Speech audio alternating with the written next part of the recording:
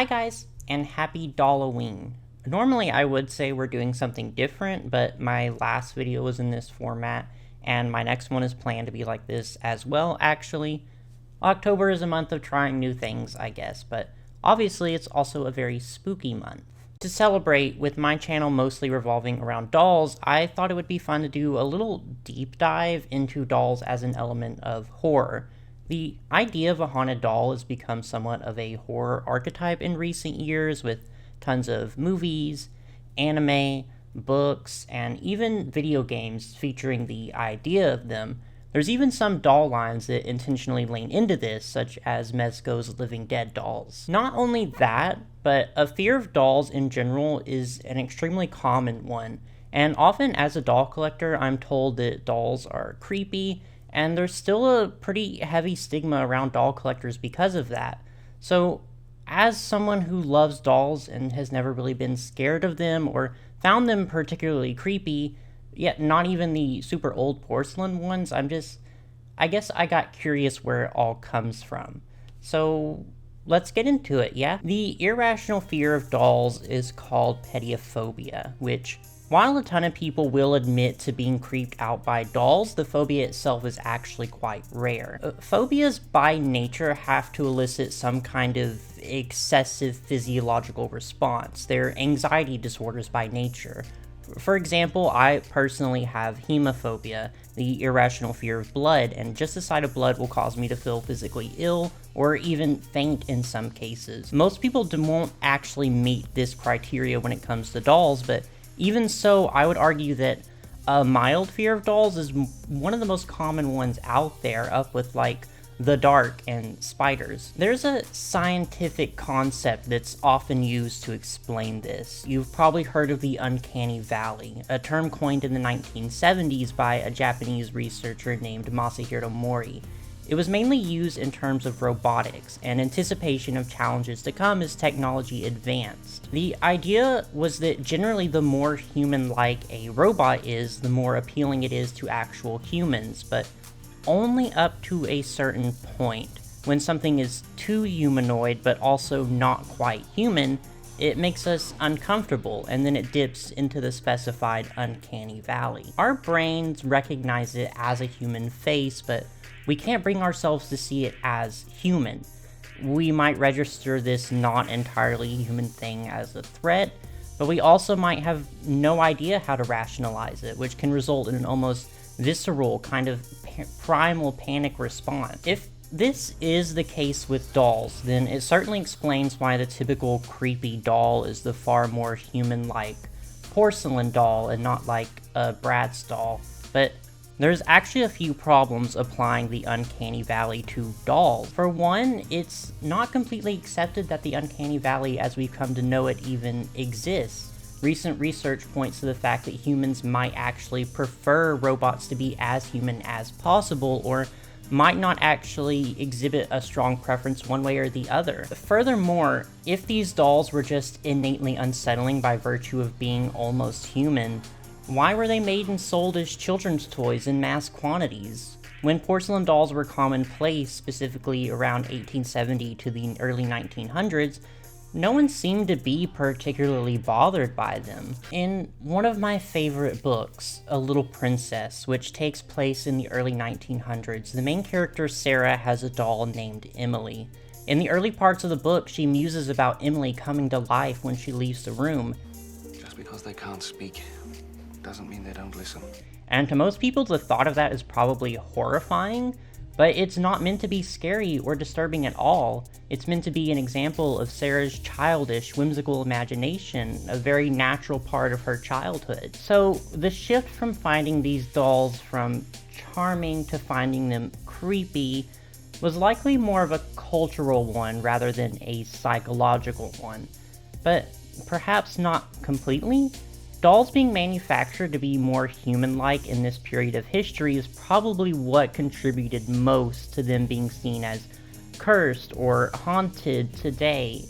I don't think people found these dolls to be inherently disturbing, but in the long run, it's just a lot easier to believe something is possessed when it already looks somewhat human. The first examples of horror fiction revolving around dolls don't really revolve around hauntings or possession, though. Rather, they leaned much more into the existentialism of these human-like objects not being entirely human, but also not really in the sense of the uncanny valley either. In 1816, there was a story published by E.T.A. Hoffman called The Sandman, where a man is driven mad upon the realization that the woman he's fallen in love with is actually just a wind-up doll.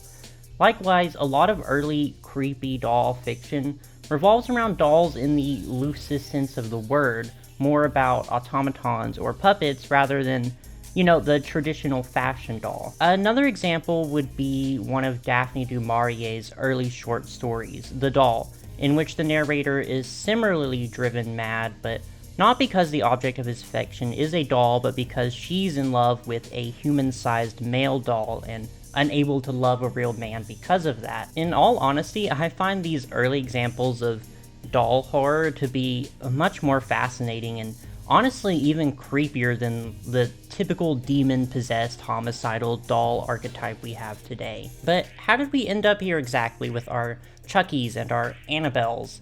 To be honest, I think the pop culture idea of a haunted doll just comes from the fact that dolls were easy targets for cheap scares. Like I said, as dolls got more and more human-like, but specifically more childlike, they seem to have very suddenly become more prone to possessions and violent tendencies. Over time, the focus in doll-centered horror shifted from this question of humanity to the horror present in the juxtaposition between childhood aesthetics and the elements of murder and violence.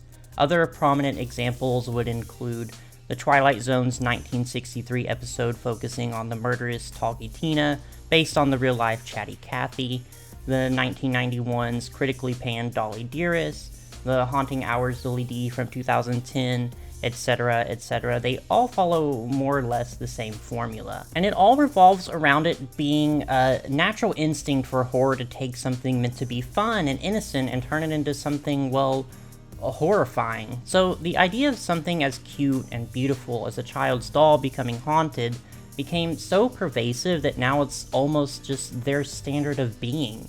And since porcelain dolls specifically are often found in disrepair, like I mentioned earlier, they're really just natural targets for these kinds of stories. The impact pop culture has on our perception of things really cannot be understated. I mean, even the reason we see horror icons like Dracula and Frankenstein the way we do is entirely due to the movies that they appeared in. Another example that really goes hand in hand with dolls is clowns, who were once perfectly innocuous performers whose natural innocence and their association with childhood also made them easy targets for horror stories.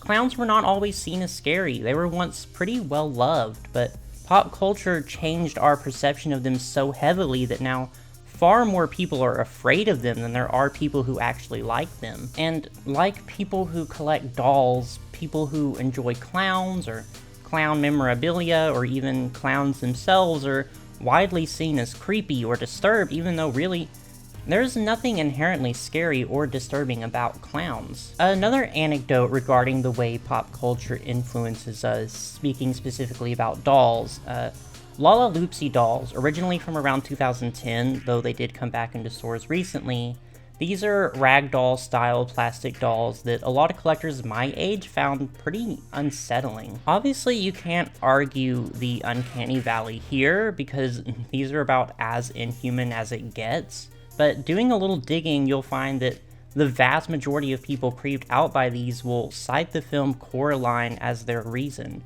Just this one movie completely colored countless people's perception of this otherwise completely unrelated doll line. It all just comes back to the way dolls have been treated in movies and media. But darling, you may say, aren't there real haunted dolls? Even Annabelle was loosely based on a true story, right?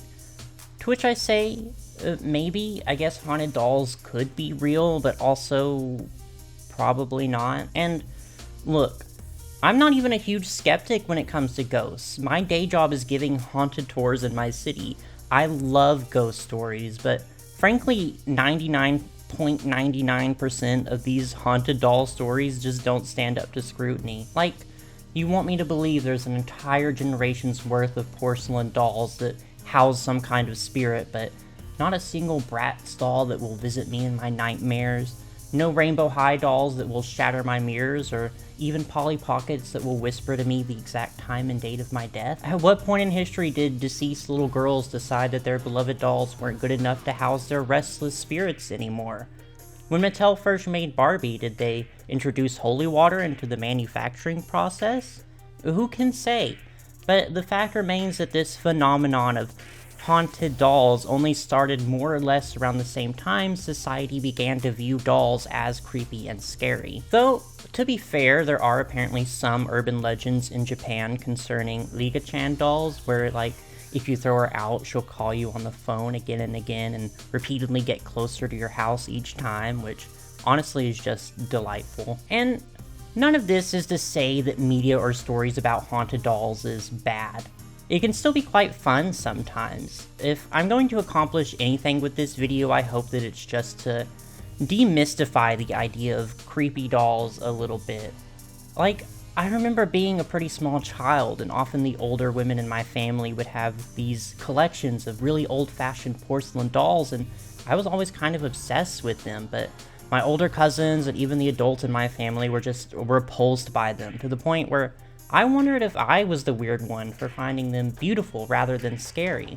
Finding dolls creepy is usually a learned fear, not an innate one, and a socially enforced one at that. Obviously though, if you're afraid of dolls, I can't tell you just to stop, but at the end of the day, it's also just, it's fun to look back at the many ways pop culture has influenced us, all the way down to telling us exactly who and what to be afraid of. But I'll leave you with that. Thank you so much for watching. If you enjoyed the video and you haven't already, feel free to check out my others and subscribe for future fashion doll content. Happy Dolloween!